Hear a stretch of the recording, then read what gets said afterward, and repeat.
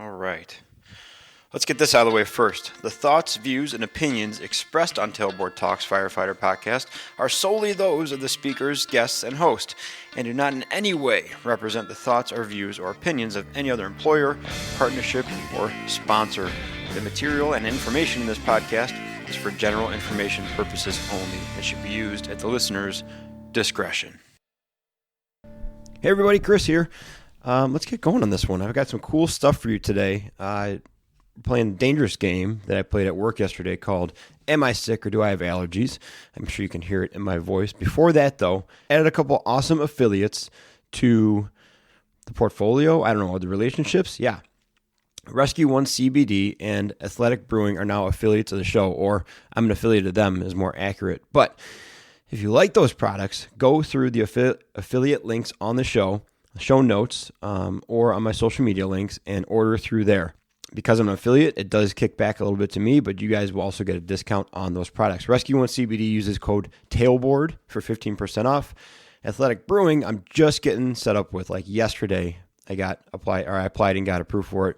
So I don't have any specific codes yet, but they do have a standing code for $10 off your first order online and also free shipping over $50, I think. So go check it out. Use the affiliate links and benefit. I am really excited about both these things. Athletic Brewing, big fan of them. That's kind of a staple because I like beer, but I also like not falling asleep at 2 in the afternoon. And Athletic Brewing kind of lets me do that. I just went out the other night. We had a promotion party.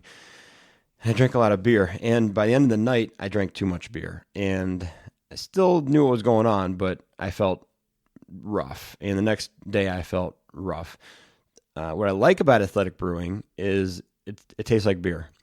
It's not like the cauliflower rice of the beer world. Like, it tastes like beer. They got a lot of different flavors. I dig it. And you get to hang out and, oh boy, I'm on to something here. You get to hang out without the hangover. You get to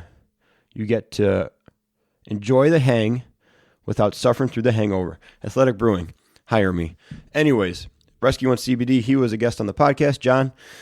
Go back and check out that episode, and I use their product, and a couple other people that have listened to the podcast have kind of gotten turned on to it, so I dig that. But use that affiliate link, save yourself 15%, and also help out the show. Okay, so 2 days ago, I got home from shift this morning, woke up with my left nostril plugged, and the left side of my face looked like I got punched in the face. So much so that when I went to work, somebody asked me, "Did you get punched in the face?" Now, here's the thing. Usually, I would call in sick, but that was the only symptom I had. Another weird thing is we have this crazy temperature fluctuations going on in Chicagoland right now, where it's 20 degrees and then it's 60 degrees. Like day to day, there's a 40-degree swing. Now, last week, when it was like a string of 50-degree days, my eyes were just exploding, my nose was clogged, my throat was scratchy. Thought I was getting sick. Then we had a string of 20-degree days, felt a lot better. Yesterday, when I woke up with a stuffy puffy face, it was warm. It was like 30 in the morning and then went up to like, I think mid-50s in the afternoon. So I played the game, and I hate this game because most of the time people don't actually play this game. They're just in denial of, is it allergies or am I sick? And here's why I think it was just allergies. I got cold again overnight, and I felt a lot better this morning, first of all. Second of all, is the only symptom I had was a plugged nose on one side. Didn't have sinus pressure. Didn't feel like swimmy, like when you're getting a head cold and you feel all swimmy and gross. Obviously no fever, chills, body ache, nothing like that. I was just stuffed up on one side. So I went to work. It was also clear snot. I know that's gross. It wasn't like yellow or anything like that. Like I said, this morning woke up. It got cold overnight again and felt generally better. Now I just got some just general drainage going on from yesterday's stuff fest. But got me thinking, and this is a topic that gets kind of pushed a lot or identified a lot on social media, but I haven't done it on here yet, of when to work out and how to work out when you're sick. And there's the old thing of like, I remember several times being sick and my dad making me go to hockey practice and telling me to sweat it out, or going to work out. And kind of, you start to believe that, like, okay, working out when you're sick might be a good thing. I might be able to sweat it out, whatever that means. So does it really? We're going to look at that in the next little bit here after I tell you when to work out and when to not, because there's a theory that after intense exercise, you're actually more susceptible to getting sick. And spoiler alert, It's actually a false theory. I've heard it from a lot of people, and it makes a lot of sense, and because I'm not going to actually read the research, far too technical, I went and found a bunch of papers that reference research, and I got a much better, clear picture of what's going on after intense exercise. So back to the original topic, when should you work out? When you're sick. And traditional wisdom still applies to this thing. The general rule for working out when sick is if the symptoms are from your neck or above, you're generally okay to work out. And if they're involving anything below the neck, or I should say the chin, then take a break. And a couple reasons for that.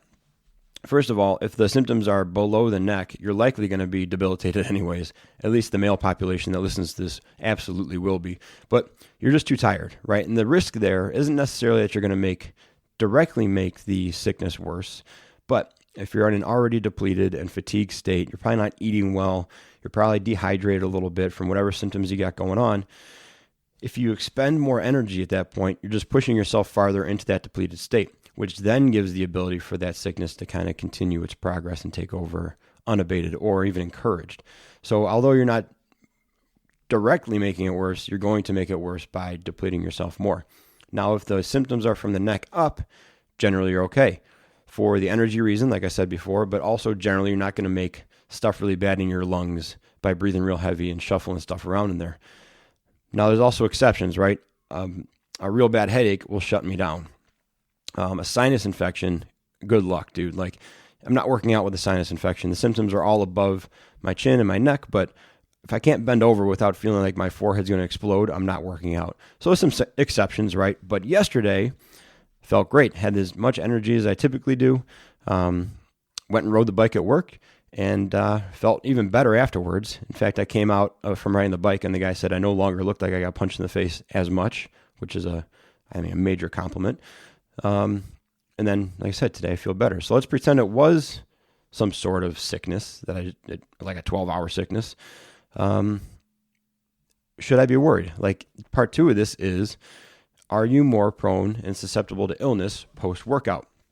Now, the first time I heard this was actually from Joe Galley, and I texted him right before I recorded this just to let him know I was addressing this. And he just kind of said, because if you listen to Joe Galley's episodes, he's done several Ironmans, and that's a big thing in the endurance world is like, well, after you do this, you got to be careful because you're more prone to sickness. And it's kind of just an accepted thought.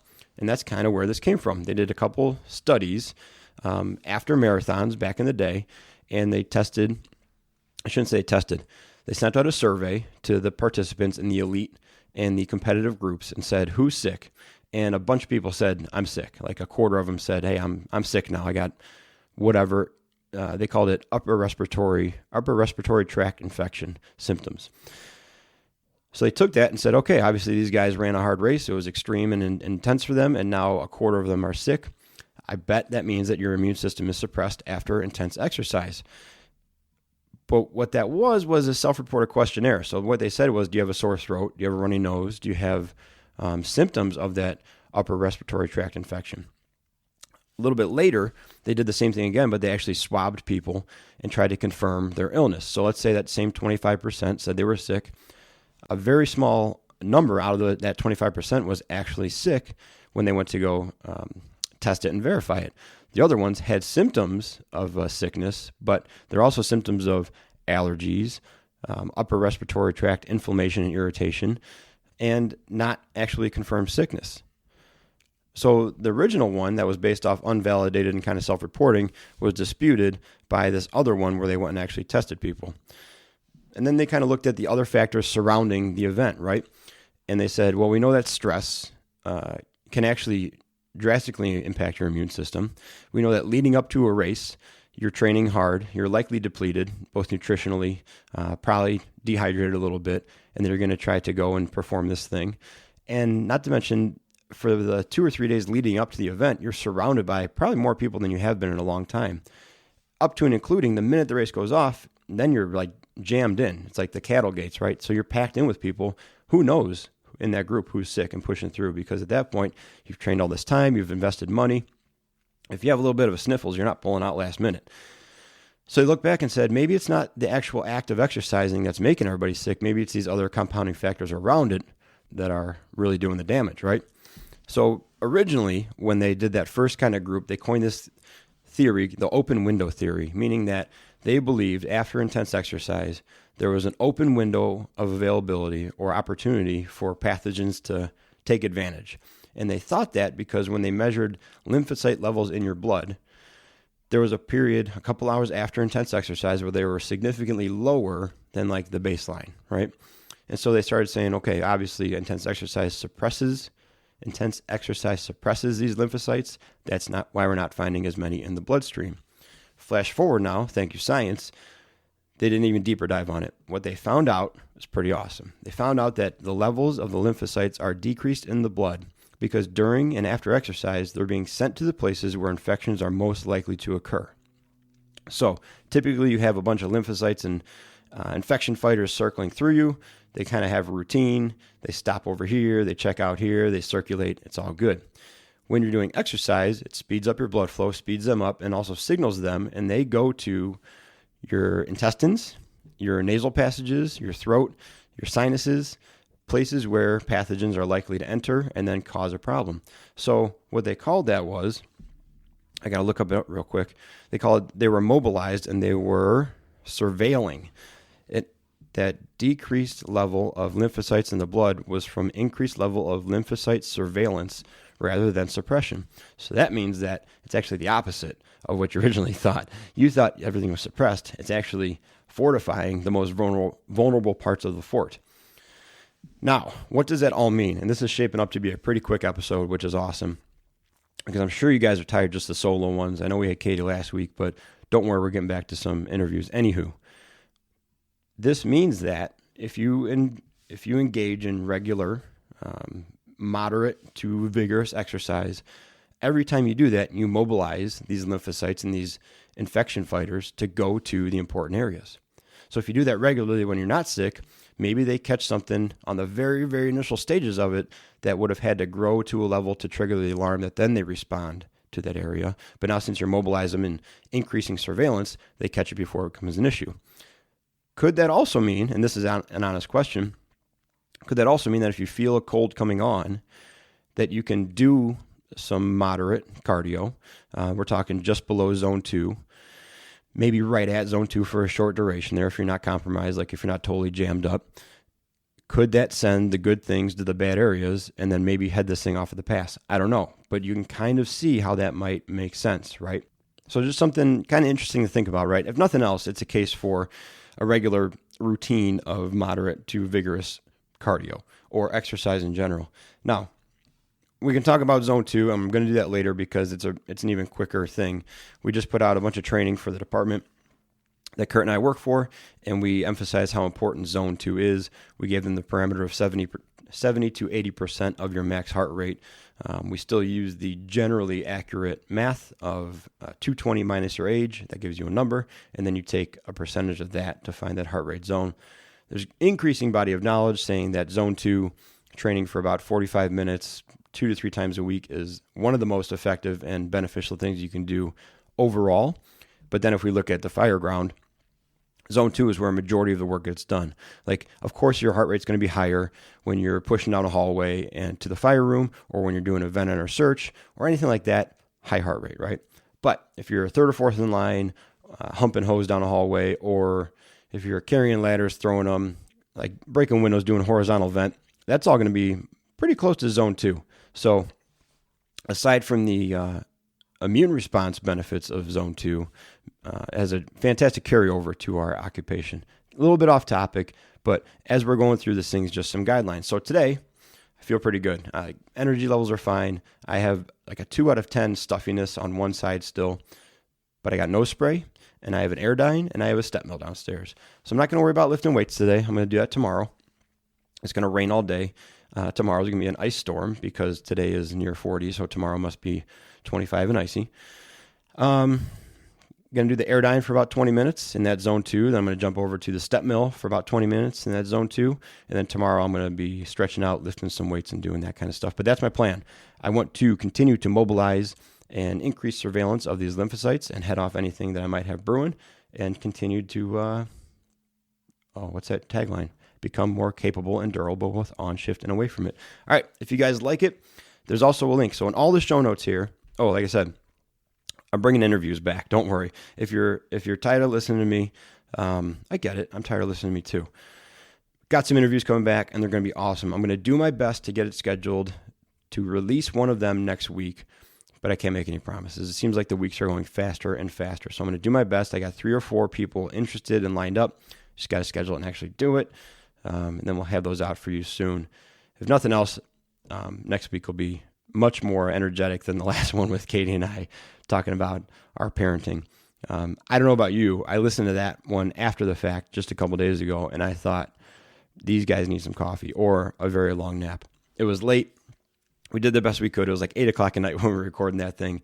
So we did our best, but man, you can hear the bags under our eyes during that episode. Anyways, if you guys like the show, several links in the show notes. You can hit the Buy Me a Coffee link. That'll go directly to the show. Or you can check out those affiliate links that are down there in the show notes as well, or on my social media. All right, guys, thank you for listening. I hope you guys dig this. Let's all keep working towards being more capable and durable, both on shift and away from it. I'll talk to you soon.